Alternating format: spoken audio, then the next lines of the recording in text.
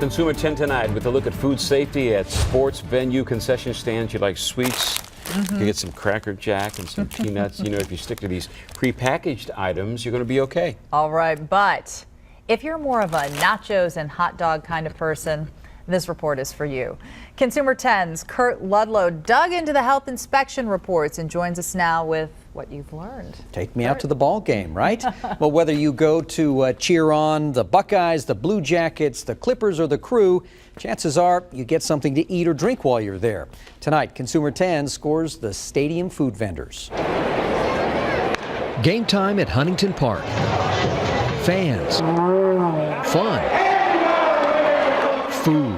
Popcorn, peanuts, Cracker Jack, cotton candy. It's easy to load up and chow down. Are these yours, Rhett? Brenda Shamblin just ordered $25 worth of nachos and pretzels for this crew, but it turns out indigestion may be the least of their worries. Food service providers at ballparks, arenas, and stadiums are inspected just as restaurants are. They're held to the same standards.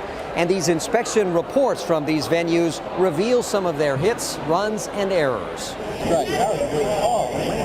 Critical violations are ones that could make you sick.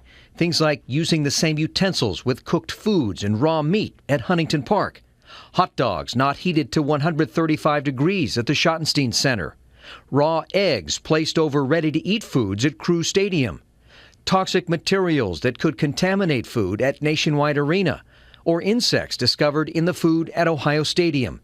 And there were lots of cases of employees failing to wash their hands at all of the venues. You know, hand washing is one of the biggest things that we stress. So when we go in there, we are specifically looking for people to wash their hands. Robert Acquista heads up the Columbus Public Health's food safety program. He says for the most part, every food stand at every venue gets inspected at least twice a year. Most of the companies that are operating these venues are big name companies, and they've got a lot at stake. They don't want to take any chances. They don't want anything to go wrong. But things do go wrong. Inspections from the past few years show hygiene issues, cross-contamination problems, temperature control errors, equipment failures, and the presence of insects and rodents. Health inspectors point out that in many cases, the problems were corrected immediately.